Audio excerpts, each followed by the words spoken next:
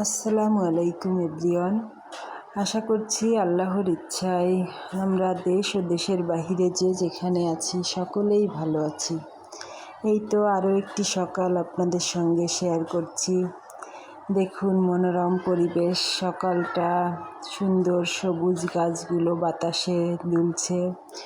মনটাও এত সুন্দর যদি থাকতো আমাদের সকলের, তাহলে খুব ভালোই হতো। এই তো অফ ক্যামেরায় নাস্তা করেছি, তারপর দুপুরবেলা রান্নাতে চলে এসেছি। আজকে শুক্রবার, রান্না বান্না করব চিন্তা করছি, কিন্তু গ্যাস নাই।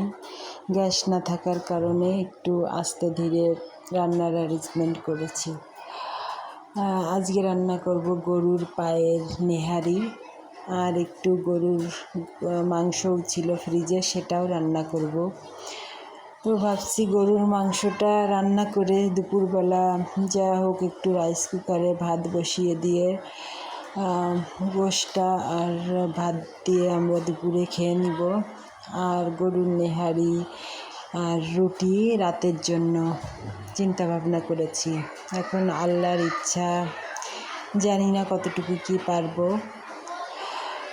তো তারপর পেরেই গেছি আলহামদুলিল্লাহ। আবার মাঝে বিকালে গিয়েছিলাম একটু বাহিরে আপনাদের ভাইয়ের সঙ্গে। তো নাস্তাও করেছি বাহিরে।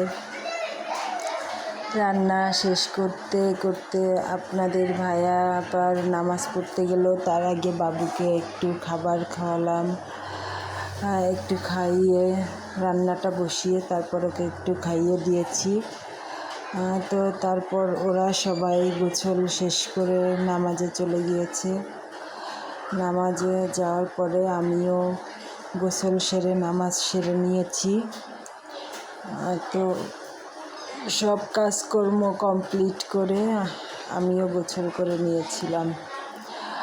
রান্না প্রায় শেষ হয়ে যাচ্ছে, এর ভিতর গ্যাস এসে গেছে। 2টার দিকে গ্যাস আসছে, তখন আমি রান্নাটা শেষ করেছি। এই বাবুকে খাওয়াচ্ছি, বাবু খেতেই চায় না, তো জোর করে একটু এটা সেটা বলে খাওয়ালাম। এর ভিতরে আপনার ভাইয়া নামাজ শেষ করে আসার সময় কিছু আম কিনে এনেছে। তো আমার রান্না শেষ হওয়ার আগেই আমটা কেটে দিয়েছিলাম, আমরা সবাই খেয়েছি। এই তো রান্নাবান্না শেষ। এগুলো সাদা ভাত আর গরুর মাংস, লাল ঝাল দিয়ে গরুর মাংস রান্না করা, এটা দিয়েই আমরা সবাই দুপুরে খেয়ে নিয়েছি। তো রান্নাটা বেশ মজাই হয়েছে। আমার ছেলে খেয়ে বলছে যে আমিও খাবার খাচ্ছি। এরপর রাত্রে গরুর পা রান্না করেছি। রান্না অবশ্য তখন কমপ্লিট হয়েছিল না, পরে শেষ করেছি। আর রুটি বানিয়ে নিয়েছিলাম। আমার ছেলে আর আমি দুজনে মিলে রুটিগুলো ছেঁকেছি। এই যে আমার ছোট বাবুটাকে কোলে নিয়ে বাইরে থেকে এসে আমি আর জামা চেঞ্জ করিনি, ওভাবেই রুটি বানাতে বসে গিয়েছি।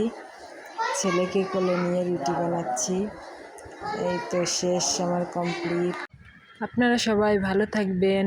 আল্লাহ হাফেজ, গুড নাইট।